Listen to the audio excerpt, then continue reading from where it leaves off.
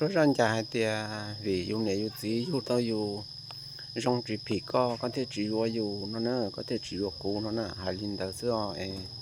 bé làm nó sẽ nó hai linh chả nữa giờ